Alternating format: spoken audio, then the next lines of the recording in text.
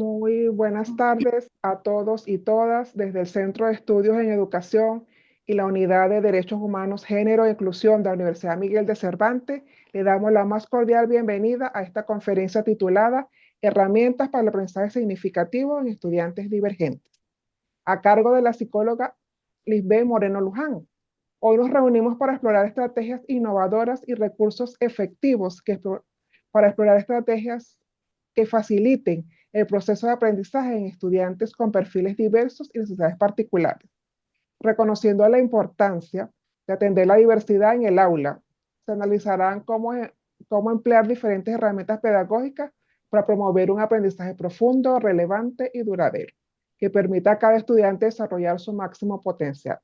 Esperamos que esta jornada sea una oportunidad para compartir ideas y experiencias, reflexiones que enriquezcan nuestra práctica educativa y contribuyan a un entorno más inclusivo y estimulante. Ahora procedo a presentar a nuestra conferencista invitada, Lisbeth Moreno Luján, quien es psicóloga de la Universidad Rafael Urdaneta de Venezuela, es especialista en metodología de la Universidad también Rafael Urdaneta en Venezuela, es magíster en psicología educacional, Universidad Rafael Urdaneta. Posee un doctorado en ciencias gerenciales en la Universidad Rafael Belloso Chacín, también de Venezuela.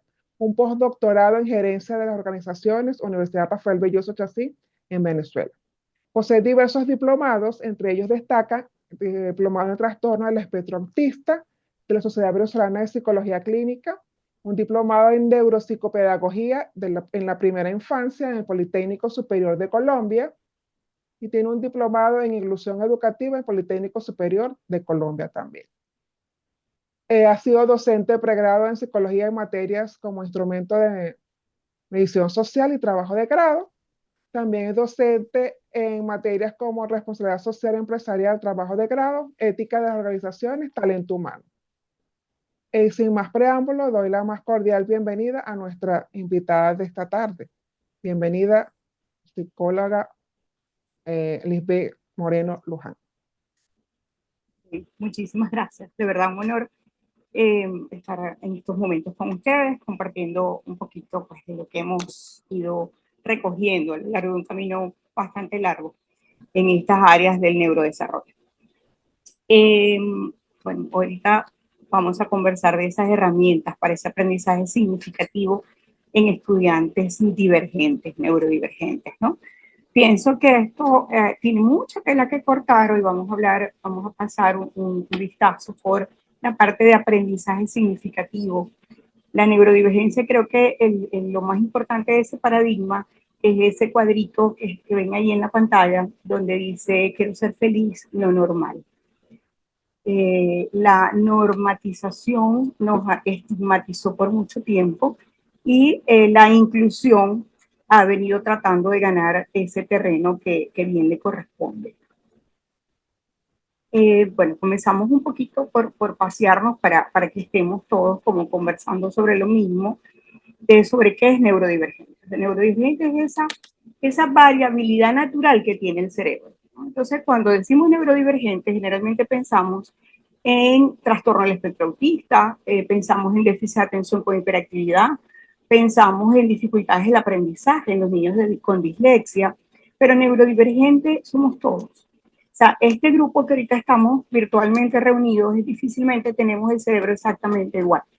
Así como tenemos nuestras huellas dactilares muy particulares, como tenemos diferente el iris del ojo, porque vamos a tener el cerebro igual, ¿ok? De hecho, el concepto puesto neurodivergente es neurotípico, pero creo que eso también probablemente va a ir cambiando, se va a ir minimizando, porque pienso que nadie tiene el cerebro exactamente igual. Y de hecho, hace muchos años comenzaron a surgir los cambios en lo que era el concepto de la inteligencia, cuando nosotros estudiamos hace bastantes años atrás. La inteligencia era un continuo, ¿okay? Era un hilo que se representaba por un cociente intelectual. Muchos años después, pero ya hace bastante, salieron las inteligencias múltiples. ¿Qué era la inteligencia múltiple? Es decirnos que el cerebro tiene muchas formas diferentes. Hay quienes tienen el abstracto verbal predominante, hay quienes cuyo cerebro predomina el visoespacial, otros el kinestésico, Y de esas inteligencias múltiples surgieron los estilos de aprendizaje, que también son muchos, porque el punto era hacer que cada cerebro en el que predominaba un área o un aspecto determinado tenía una manera también diferente de aprender, o debía tener un estilo particular de aprender. Pero todos nosotros estamos en la misma aula, y en esa aula entonces están toda esa variabilidad natural del cerebro humano, que por supuesto se expresa de formas diferentes.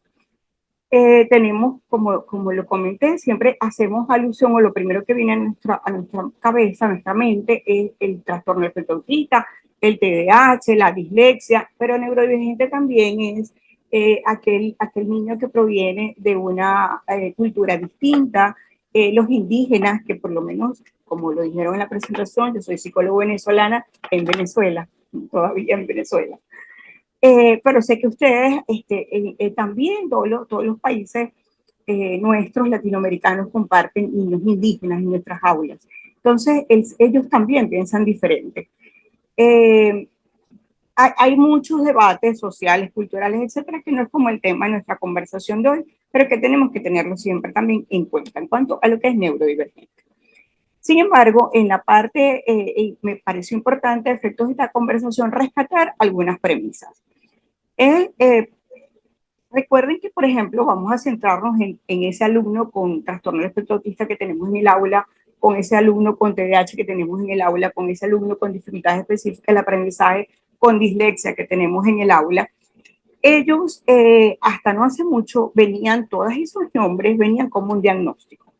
Y los psicólogos somos los que damos ese diagnóstico, esa etiqueta. Entonces, hablar de neurodivergente es hablar de que esa evaluación clínica debe tener, como dice allí, como fin último, es brindar herramientas para que ese niño se pueda ajustar. O sea, todos sus entornos, todos sus espacios naturales se puedan ajustar a las características que presenta. Y estas características que presenta se deben a esta variabilidad en su cerebro. Entonces, como deslastrarnos un poquito de que ese proceso terapéutico, ese diagnóstico, no tiene como finalidad normatizar, normalizar o curar, sino que tiene como finalidad establecer como el perfil de ese niño en particular, y ese perfil es lo que le debería dar al docente las bases para saber cómo lo va a manejar dentro del salón de clase para crear en él aprendizajes significativos. La segunda premisa a rescatar, por supuesto, unida a la anterior, es que es un concepto que se maneja hace muchísimo tiempo. Hay que un autor del 2007, pero que está de nuevo otra vez en boga, sobre el tapete, sobre la mesa, con esto de la neurodivergencia, y es que todos podemos tener algunas limitaciones dependiendo de los espacios naturales. Si yo tengo un déficit intelectual, por ejemplo, de pronto la universidad es un espacio que tiene unos estándares que cumplir que mi perfil no los va a cumplir. Entonces allí yo presento como limitaciones o como diferencias. Pero ese déficit intelectual bien puede ser muy competente y desarrollarse de una forma maravillosa y aportarnos grandes cosas, ¿verdad? Si está en un ambiente natural con otros estándares, que le pide otros estándares. Entonces, esa unión de mi perfil y el ambiente natural es muy importante. Esto se va a ver, mi perfil se puede ver como limitante si mi ambiente natural está exigiendo unos estándares a los cuales mi perfil no se ajusta. Entonces, la neurodiversidad es reconocer las fortalezas y las áreas de aprendizaje diferentes que todos tenemos y que todos a través de esas características podemos aportar valiosos, o sea, de forma muy valiosa. Yo tengo muchos años de ejercicio profesional y desde que yo comencé ha sido una piedrita como de tranca, un muro de contención allí que nos limita mucho y que tiene que ver con la preparación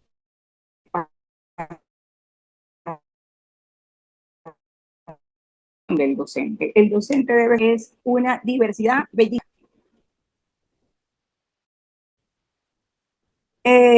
Trabajar la neurodiversidad, fomentar la inclusión. neurodiversidad e inclusión van de la mano. Una aula que maneje la neurodiversidad es las características de lo que es inclusión. Recordemos también que este término se maneja desde hace mucho tiempo, venimos desde la segregación, donde algunos estudiantes iban a otras instituciones educativas, pasamos a la integración, retomamos, les comentaba Sí. que, ok, disculpen, les comentaba que la neurodiversidad va de la mano de la inclusión. Venimos del modelo segregacionista, donde algunos estudiantes con algunas características particulares tienen que ir a otras instituciones, a otros espacios. Luego pasamos por integración, que era cuando el estudiante tenía que adaptarse a la escuela, a un espacio específico, y ahora tratamos de ir hacia inclusión. Creo que un poco hemos caminado mucho, pero todavía falta mucho. Entonces, la neurodiversidad en el aula fomenta la inclusión, porque debe buscar siempre crear esos espacios educativos donde todos los estudiantes sean valorados. Les decía antes de que se nos interrumpieran, tuviésemos esta interrupción, que es importante la preparación del docente. El docente debe ver la neurodiversidad en el aula como una cantidad, como esa variabilidad de individuos que tengo allí, y no como que tengo limitaciones allí, sino que más bien tengo una diversidad de fortalezas que puedo y que debo aprovechar. Mejora el aprendizaje porque, recordemos, si neurodiversidad es variabilidad del cerebro y diferentes formas de expresarse, y tengo inteligencias múltiples y tengo variados estilos de aprendizaje, entonces la posibilidad de trabajar bajo estos nuevos paradigmas de la neurodiversidad y la inclusión en el aula me van a redundar en una mejora de ese aprendizaje. Tenemos que, por supuesto, mejora el aprendizaje, promueve ambientes cooperativos. Recordemos y recordémosles a los docentes, ¿verdad? Pronto hay docentes en las personas que me escuchan, que la educación inclusiva, la educación es aula específica para la neurodiversidad, implica la participación de todo el colectivo, la participación del estudiante, la participación del profesor, ¿ok?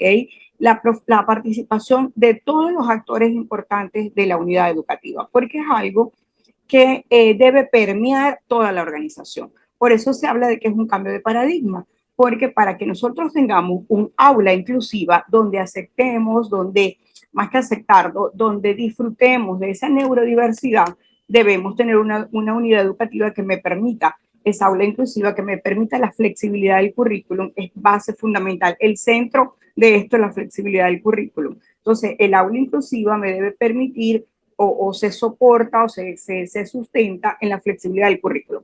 Pero para que exista un aula inclusiva que me promueva ambientes cooperativos y me fomente la empatía, yo debo tener una unidad educativa que me lo permita, y la unidad educativa a su vez debe tener unas políticas educativas que le permitan esta forma de expresión un poco más nueva que se conoce como neuroeducación.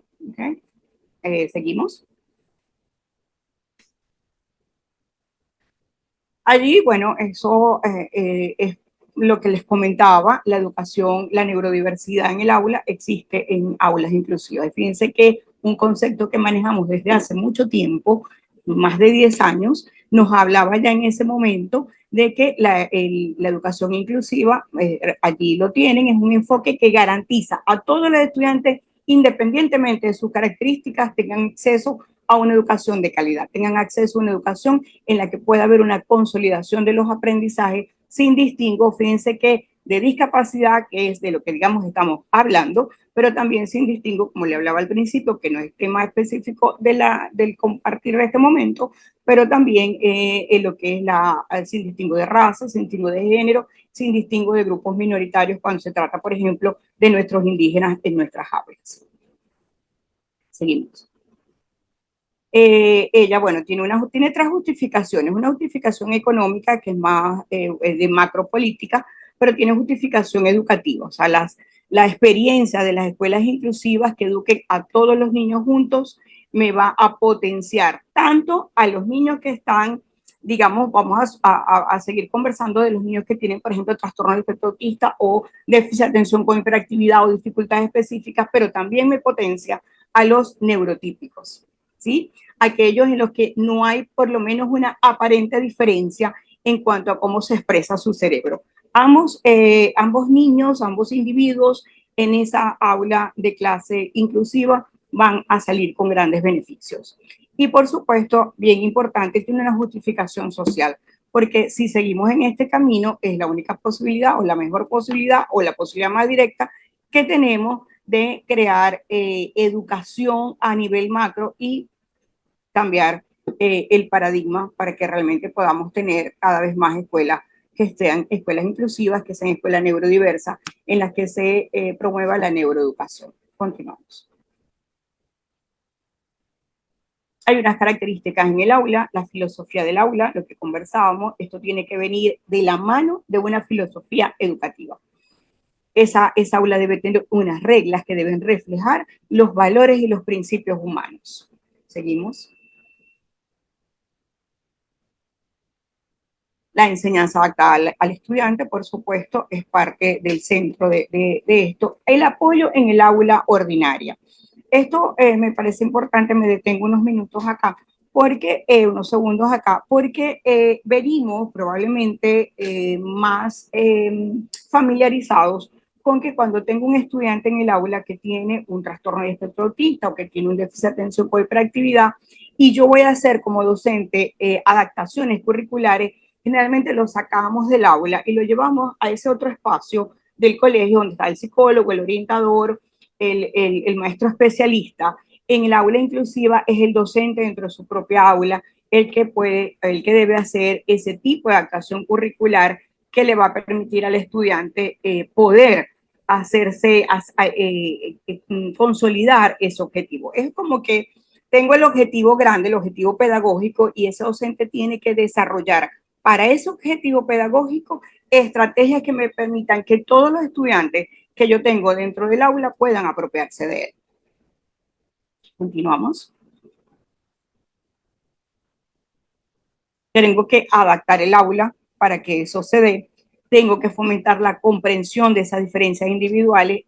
La neurodiversidad también hace mucho énfasis en lo que es el desarrollo socioemocional, el trabajar en los grupos cooperativos, o sea, a trabajar con los estudiantes a través de estrategias cooperativas para que los neurotípicos aprendan que las diferencias son lo común.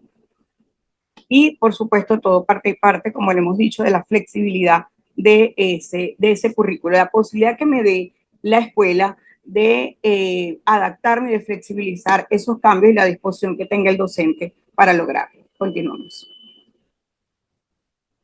Esta lámina es bien interesante. Cuando tenemos, de aquí parten las estrategias. Cuando tenemos, es bien importante que todos los que de alguna manera hacemos vida en aula, partamos del principio de que si tengo un niño con trastorno del espectro autista, tengo un niño con déficit de atención con hiperactividad, tengo un niño con dislexia, voy a tener si hay algo como similar en todos ellos, es esa rueda que está allí, ese gráfico que está allí. En todos voy a tener dificultades en las funciones ejecutivas. En todos voy a tener dificultades de atención y concentración. En todos ellos voy a tener dificultades en el procesamiento sensorial. A veces procesamiento sensorial lo asociamos con TEA y no es necesariamente. Procesamiento sensorial lo tenemos en niños con TEA, lo tenemos en niños con TDAH, lo tenemos en niños con dislexia porque tenemos problemas de propiocepción, incluso está por salir en el DSM-5 el trastorno sensorial como entidad clínica única. En todos vamos a tener dificultades en la comunicación y el lenguaje, porque la persona que tiene dislexia tiene un problema de comunicación, porque la lectura y la escritura es otra forma de lenguaje. Entonces tengo un problema también de lenguaje, como lo tengo, por ejemplo, aunque sea diferente, también tengo un problema de comunicación en el TEA. Y todos puedo tener en muchos de ellos dificultades motoras, dificultades de coordinación, algunos problemas de praxis. En los niños con dislexia, un signo temprano de dislexia me lo da el profesor de deporte cuando ve las alteraciones en la propiocepción, en la estabilidad, en el equilibrio. Voy a tener en todos dificultades sociales y emocionales como resultado de todo lo anterior. Entonces, cuando yo tengo en mi salón de clase, yo tengo en esa aula neurodiversa, en esa aula que tiene esa amplia diversidad de expresión de que pueden tener nuestros cerebros, voy a tener niños con esas características, en cuyo perfil va a haber dificultades en algunos de esos o en varios de esos aspectos. Y hacia allí, o tengo que estarme estar como muy pendiente y centrarme en eso para el desarrollo de las estrategias. Continuamos.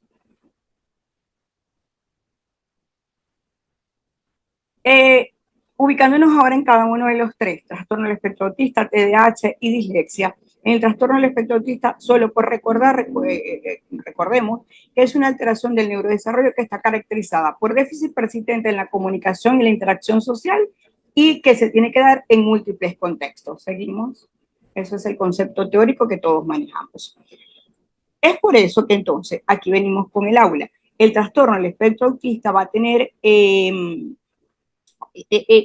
dificultades, diferencias significativas en las áreas cognitivas y emocionales, porque él va a tener dificultades no solamente en la parte de la comunicación, sino que recuerden también en los patrones persistentes, y eso hace que la interacción con los pares sea muy difícil. Tengo dificultades para la empatía, tengo dificultades para entender el punto de vista del otro, recordemos la teoría de la mente, tengo dificultades para comprender lo no verbal, para comprender algunos códigos comunicacionales. Y algunas manifestaciones, algunos niños van a manifestar dificultades en organización y en planificación de actividades. En el círculo que pasamos hace rato, en todo lo que tiene que ver con dificultades en las funciones ejecutivas. Ellos allí, esos elementos van a estar alterados en ellos. La siguiente. Tenemos también dentro de la neurodiversidad a los TDAH, los trastornos de déficit de atención con hiperactividad, que los debemos ver más allá del simple niño inquieto. Ese es el concepto que todos manejamos, se caracteriza por déficit de atención, impulsividad y sobreactividad. Esos tres son los tres soportes de esa variabilidad, de esa entidad. Déficit de atención, impulsividad y sobreactividad. Por lo tanto, la siguiente voy a tener en el aula un niño con importantes deficiencias en las funciones ejecutivas. La siguiente. O sea, en atención, en concentración, en memoria, en control inhibitorio, por eso tengo el niño que se está moviendo todo el tiempo. Entonces, ¿qué tengo que hacer? Tengo que desarrollar estrategias que vayan, recordemos, nos vamos otra vez atrás a lo de los estilos de aprendizaje. Tengo que tener un objetivo académico que implique, ¿verdad?, en algunas de las estrategias sean más kinestésicas, porque ese niño con TDAH va a tener una predominante inteligencia kinestésica y va a necesitar del movimiento para consolidar los aprendizajes. Siguiente. Y cuando tenemos niños con dificultades específicas del aprendizaje, teniendo como ejemplo de ello a la dislexia, o sea, recordemos que es un trastorno específico del lado del hemisferio derecho, donde tenemos un trastorno de la lectura que se evidencia en las dificultades en reconocimiento y orden de palabras, fluidez, ortografía, ¿sí? O sea, esa parte de la codificación del lenguaje escrito, de lo que yo estoy viendo en la pizarra, en el cuaderno, en el libro, esa codificación y de vuelta como decodificación está alterada. Ahí hay alguna dificultad de conexión. Entonces, también tengo que tener entonces herramientas en ese gran objetivo pedagógico, académico que tengo en ese momento para que esos niños en especial puedan consolidar aprendizaje. Seguimos. Seguimos. Muy bien. Aquí tenemos entonces, recordemos que debemos tener esas características que estaban en el recuadro y las definiciones básicas de lo que es trastorno del espectro autista, TDAH y dificultades específicas. Como docente yo tengo que conocer de qué se trata eso y qué pasa en el cerebro cuando eso está presente.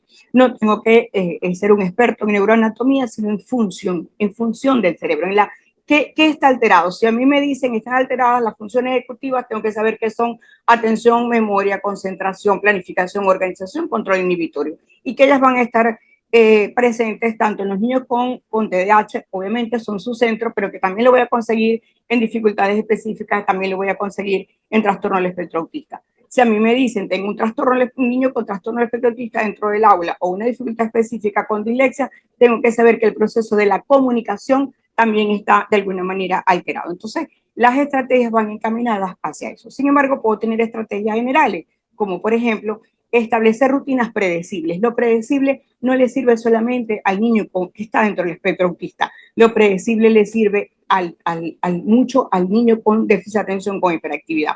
Rutinas estructuradas son básicas, son esenciales para el éxito de muchísimos estudiantes. Si estamos en los primeros grados de lo que nosotros llamamos primaria, o sea, de la educación básica, es importantísimo para todos los estudiantes, incluso para los neurotípicos, establecer rutinas predecibles. Las visualizaciones, también las asociamos con TEA y no son exclusivas de TEA. La estrategia, las visualizaciones, horarios visuales bien visibles en el aula, incluir los bloques de tiempo, establecer iconos para que el estudiante sepa en qué bloque de tiempo estoy, anticipar a qué bloque de tiempo voy a pasar, cuánto tiempo para el TDAH fundamental voy a tardar en ese bloque específico. Eso me ayuda a gestionar mi ansiedad ante lo que tengo frente a mí, me enseña mucho a anticipar lo que viene y cuando yo gestiono mi ansiedad, regulo mi comportamiento y entonces puedo prestar atención y en esa atención que tiene que ser visual, que tiene que ser auditiva y que si soy TDAH me debe permitir que de alguna manera también tenga movimiento en ese proceso de atención, voy a lograr un mejor aprendizaje, voy a lograr consolidar mucho mejor. La siguiente.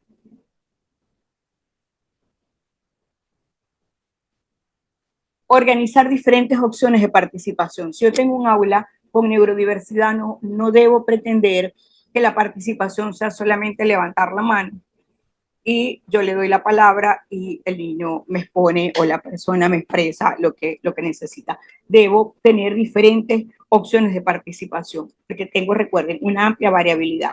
Entonces ahí, por ejemplo, dice establecer pautas claras y consistentes de lo que es la participación, incrementar gradualmente la confianza para que el estudiante pueda participar y las actividades de compartir en pequeños grupos son fenomenales, son muy buenas para todo lo que es el afianzar la parte social y emocional que la voy a tener como sensible en todos estos niños.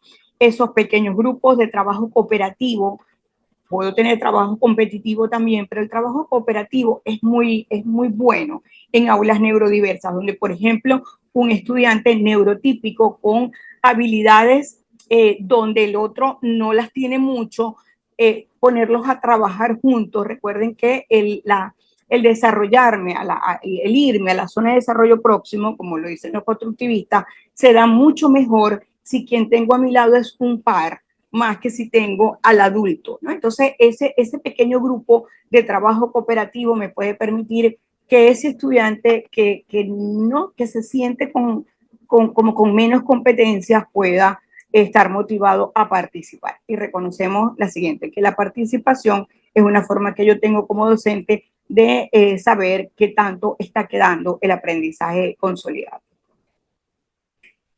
Las técnicas de relajación. Las técnicas de relajación no son exclusivas de nosotros los psicólogos. A mí me gusta mucho estimular en los docentes de los colegios que visito la relajación al inicio de la mañana y luego hacia un poco antes del final de la jornada. Por ejemplo, las jornadas acá en Venezuela terminan a la 1 de la tarde, cerca de las 11 de la mañana, paro mi clase, hago una técnica de relajación, centro a los niños, puede ser de relajación física, pero puede ser ejercicios de imágenes, puede ser pintar, dibujar mandalas, puede ser hacer un poco de arte.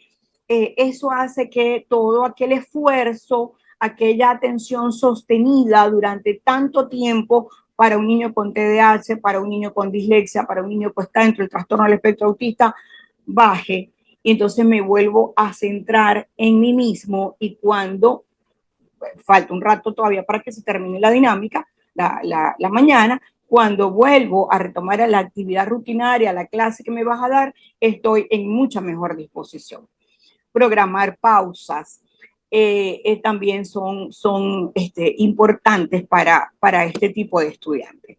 Proporcionar cosas como asientos dinámicos. Ahí, por ejemplo, es muy norteamericano esto, pero cada vez lo vemos más en nuestros países, la posibilidad de adquirir asientos dinámicos con cojines que tienen un poco como de ese cojín inflable donde el niño se puede como mover, ¿ok? El niño con TDAH, la liga en la que puede, entre los pies, que puedo como mover esa liga, estirar la liga, la atención la maximiza. La pelota que puedo estar aquí, mientras te presto atención, estar con la pelota, con las pelotitas esas moldeables que son como de relajación, que son fáciles de apretar. El niño con TDAH necesita estar en movimiento para poder regular su atención. Si yo de una manera forzada, él tiene que prestar atención bajo ese esquema tradicional de prestar atención a las 10 de la mañana, ya la regulación conductual va casi que a desaparecer. Entonces, el proporcionar eso es importante. El facilitar que se muevan dentro del aula también hace cambios significativos. Seguimos. Ambientes sensorialmente amigables. Recordemos en el círculo que la déficit sensorial, o sea, las perturbaciones sensoriales las voy a tener sobre todo en los TDA y en los TDAH. Entonces, crear ambientes sensoriales amigables son importantes, ¿ok? Todos los aspectos sensitivos del aula debemos cuidarlos. Las aulas ruidosas, sobrecargadas visualmente, van a generar desviaciones de mi atención. Al desviar mi atención, voy a generar que se baje el nivel de concentración, voy a generar entonces que el aprendizaje que llega o lo que yo estoy, el material que estoy escuchando, en vez de abrir la puerta para la memoria a largo plazo, abro la puerta del olvido y dentro de un rato ya no recuerdo qué fue lo que escuché. Entonces, cuidar los ambientes, la parte sensorial del ambiente es importante. Los ruidos, la sobrecarga visual, ese tipo de situaciones son básicas cuando queremos crear una atmósfera que me permita el aprendizaje significativo. Mejorar las habilidades sociales, desarrollar pautas que permitan el autocontrol de la propia conducta. Creo que en la siguiente lámina está lo del manejo de los recesos. En las aulas neurodiversas, el docente no finaliza como su actividad momentáneamente cuando salen los niños al receso, sino que muy por el contrario, el receso es si quieres cambia la lámina, el receso es una oportunidad maravillosa para trabajar en la parte socioemocional del niño, para trabajar todo lo que son juegos de competencia, para establecer juegos de estrategia, para establecer juegos cooperativos, y todos esos elementos, no porque estén en el área del receso y no dentro del aula de clase, no pertenecen al aula de clase, pertenecen al aula de clase y se generan como una especie de dispositivos que le permiten al niño extrapolar lo que van aprendiendo y mejorar ese aprendizaje, aun cuando ese aprendizaje se esté dando en las cuatro paredes del aula. Y por supuesto ayudar a mejorar esos procesos cognitivos básicos, ¿ok? Los procesos de atención, de memoria y de comunicación, recuerden, básicos ellos tres en todo lo que tengan de neurodiversidad dentro del aula. La siguiente. Podemos entonces ir resumiendo, ¿verdad? Que adaptaciones curriculares es como la base de todo esto. Tengo que, cada vez que hablemos de adaptación curricular, recordemos, es el objetivo pedagógico general, central que yo tengo como docente. ¿Cómo hago para que ese objetivo central de la clase yo pueda llevarlo a cada uno de los niños con diferentes estrategias?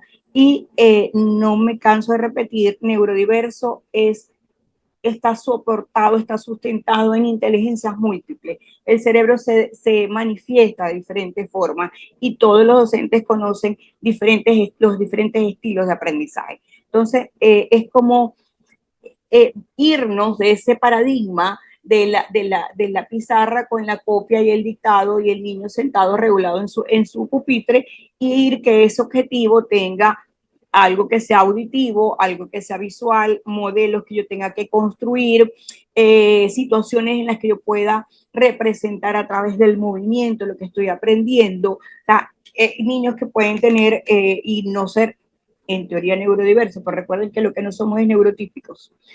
que puedan tener como centrarse en su aprendizaje en sí mismo, aquellos niños que son más sociables, o sea, saber que tengo toda la posibilidad de esa variación cerebral dentro de cada salón de clase en cada año escolar.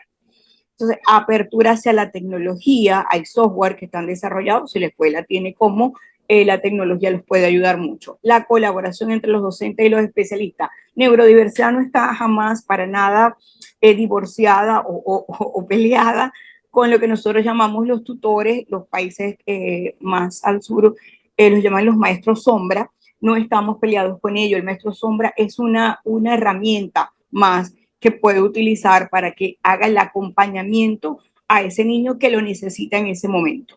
Es una estrategia. Acá tenemos mucho el temor de los papás de, bueno, pero entonces el niño va a estar acompañado todo el tiempo. No, es una estrategia.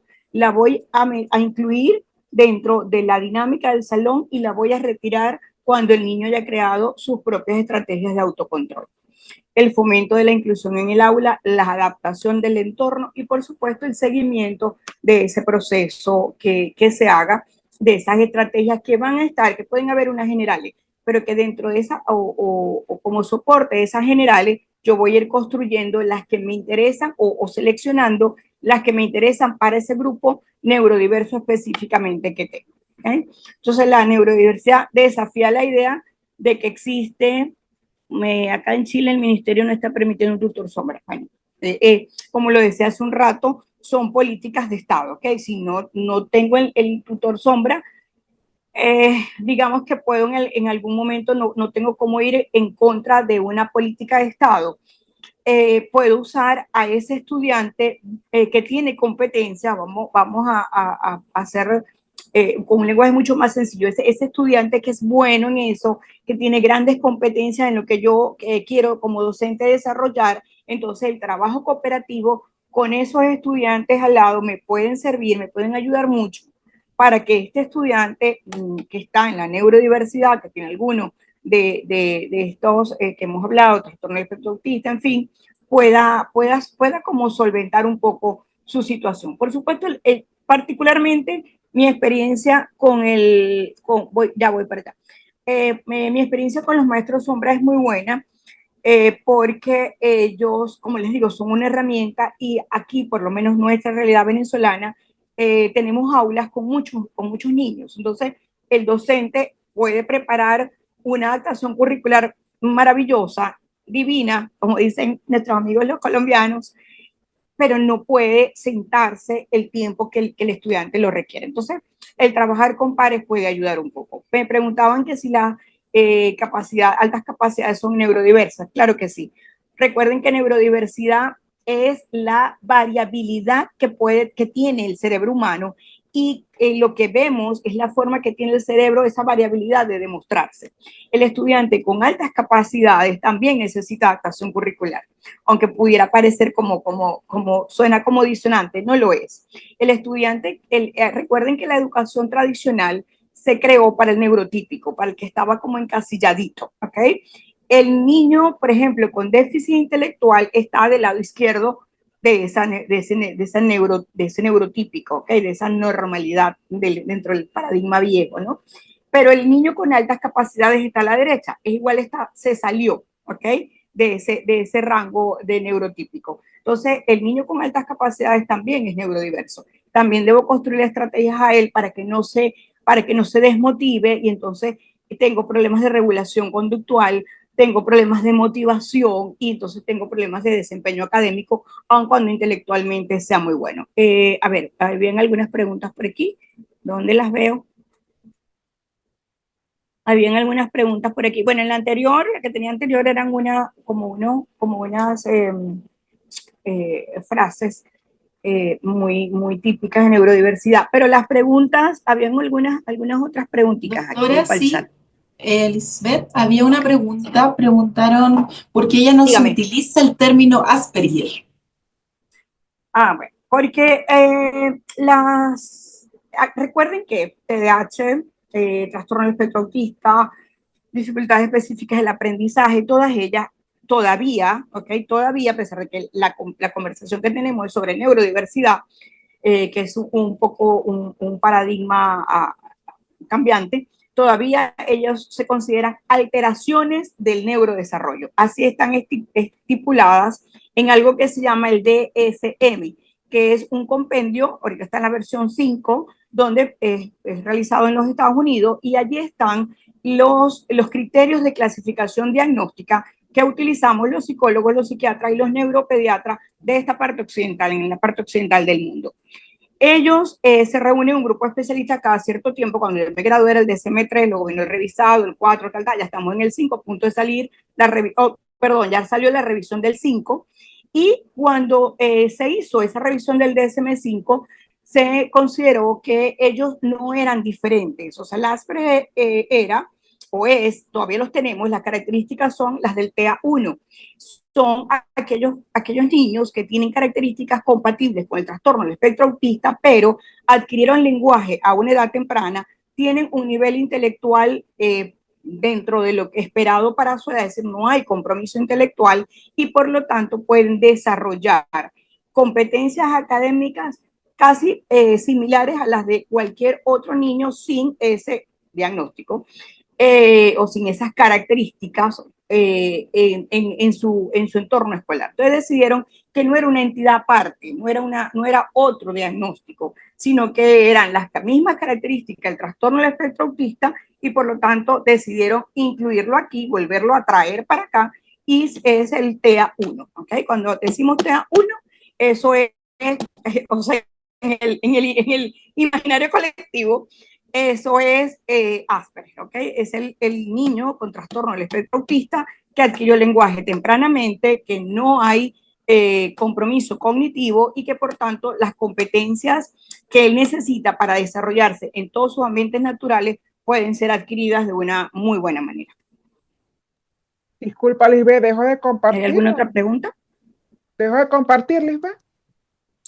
Bueno, esa sí pudieran compartir. Pasa la última, que es un dibujito que a mí me gustó. La última dice gracias, ponla ahí en la pantalla. Creo que, o sea, ajá. Así son nuestros salones de clase. ¿Okay? Si pudiéramos ver los cerebros de cada uno de nosotros en este momento, en esta conversación, también serían así. No sería ese cerebro que todos conocemos y que lo hemos visto desde que estudiamos en el colegio. No sé si puedes ponerla que lo vean todos, sino que serían así. Cada uno de nosotros por dentro, aquí arriba, es diferente, y por lo tanto vamos a expresarnos de manera diferente. Y a los docentes nos toca enseñar de manera diferente. Bueno, muchas gracias. No, gracias a ti por excelente presentación. Vamos a ver el ciclo de aquí de preguntas. Aquí hay una pregunta, si se la leyó Rebeca. La presentación la enviarán por esta vía por correo del alumno. La presentación, o sea, la podemos enviar, creo que es una alumna de licenciatura en educación que está preguntando, se lo podemos enviar por correo. La grabación va a estar disponible luego en el canal de conferencia, luego que se edite. Es la pregunta que estaba por acá. Vamos a ver en el chat si Rebeca, no sé si lo leyó lo que ya estaba. Allí dice, ¿cómo se aborda en otros países las reacciones de violencia de alumnos neurodivergentes hacia los docentes? Hacia los docentes. Ajá. Bueno, la conversación de este momento fue como lo lindo de la neurodiversidad. Pero como todo en la vida, ¿verdad? Tiene dos caras. La neurodiversidad también tiene sus situaciones problemáticas, la neurodiversidad también tiene sus puntos de mejora, porque es la expresión de esa diferencia del cerebro. Entonces, en todos ellos existe una probabilidad estadística mayor que en los neurotípicos de tener alteraciones de la conducta. Entonces, cuando existen muchas alteraciones de la conducta, o cuando ustedes vean que el nivel de agresividad del niño para con sus pares o para mucho más contra el docente, que es una figura de autoridad, está muy presente, por favor, no sé cómo de pronto se manejan allá en Chile en esta parte, pero por favor, si es posible, dentro de la estructura de ustedes, envíen al niño a neuropediatría o a psiquiatría. La mayoría de estos niños necesitan medicación por lo menos un tiempo de su vida para regular la parte bioquímica que tienen específicamente esas condiciones del TEA y del TDAH ellos, esa diversidad cerebral trae consigo a veces un problema los neurotransmisores. Entonces, esa situación en los neurotransmisores debe ser mejorada con medicación. Cuando ellos los medican, esa agresividad se vuelve mucho más manejable y entonces allí pueden aplicar las técnicas de modificación de conducta o lo que ustedes, el establecimiento de consecuencias lógicas a su comportamiento que ustedes estén acostumbrados a establecer o a tener en sus aulas de clase. Pero por lo general hay que revisar la parte de neurotransmisores y de pronto regular con medicación. Por supuesto, también hay que revisar la dinámica familiar porque sabemos que son niños que por lo general vienen de familias con pocos límites porque es una condición difícil, ¿no? Es un diagnóstico, porque todavía hablamos de diagnóstico, se le da a la mamá de pronto a una edad temprana o una edad tardía, la mamá sabe que su es diferente. Aquí en Venezuela les cuesta conseguir un colegio donde se los acepten y los traten como alguien que tiene potencialidades y que puede aprender. Entonces, son familias que tienen como muchas cargas emocionales y les cuesta entonces establecer límites con estos hijos. A veces está reportado que muchas mamás quedan solas, que los papás abandonan el hogar. Entonces, todas estas situaciones de dinámica familiar hacen que los lazos, las estructuras de los límites, la disciplina, el reconocimiento de figuras de autoridad se diluya, ¿ok? Y tenemos que trabajar entonces también en ellos.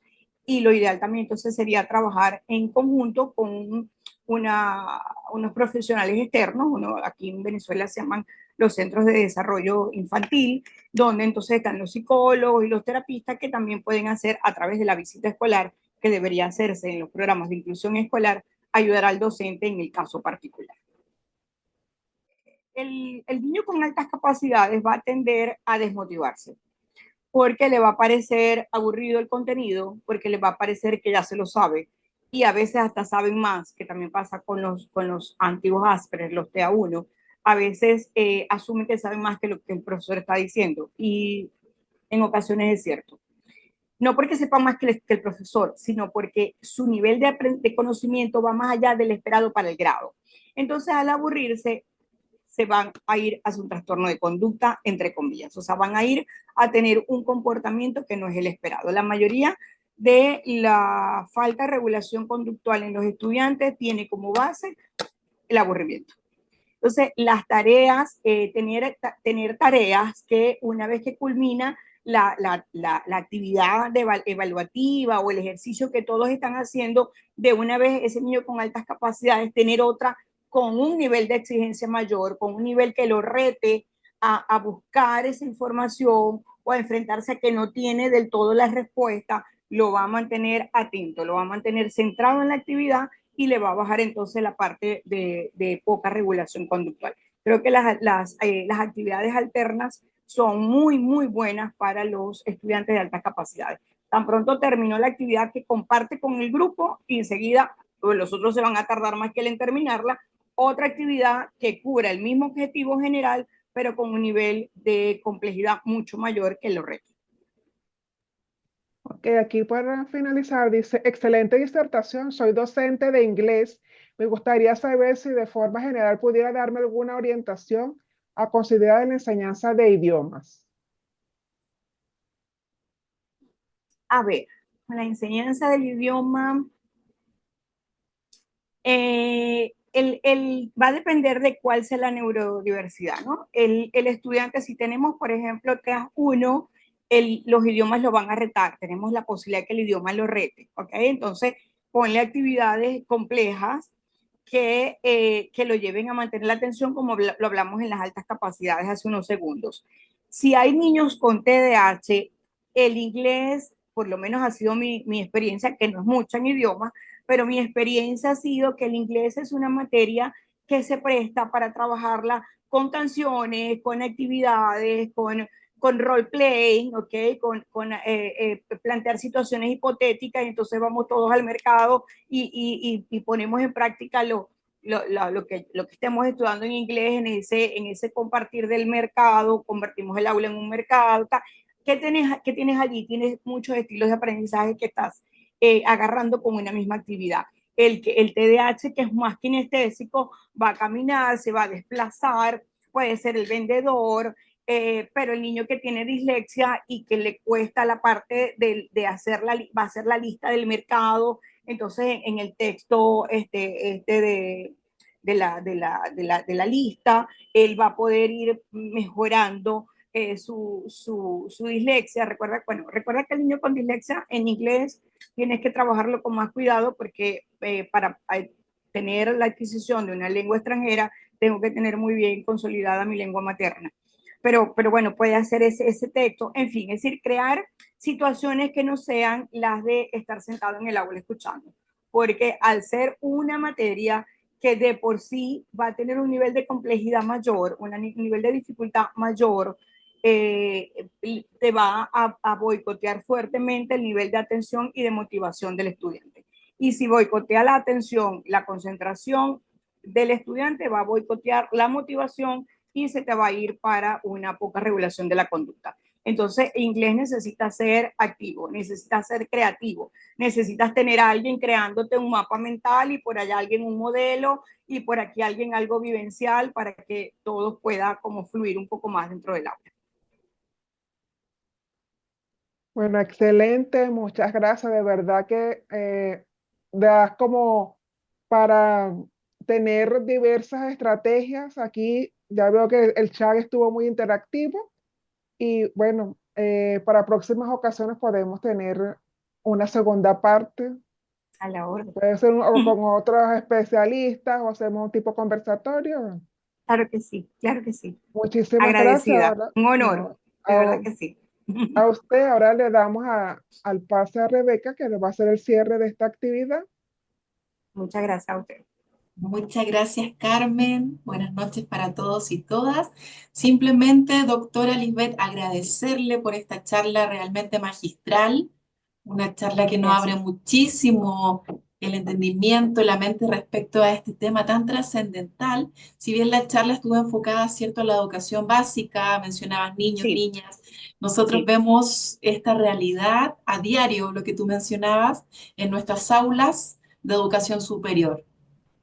Como sabes, nuestra universidad tiene un alto porcentaje de estudiantes sobre los 35 años, por eso la llamamos la Universidad de los Estudiantes No Tradicionales o de los Estudiantes Invisibles, y a diario se nos presentan casos, sobre todo a los docentes, de las diferentes neurodivergencias que tú mencionabas. Solamente agradecerte. Quería qué bueno. mencionar tres ideas fuerzas de tu presentación. La Ujú. importancia de salir de este paradigma como de rehabilitación, donde es la persona con neurodivergencia o con algún tipo de discapacidad la que se tiene que adaptar al entorno.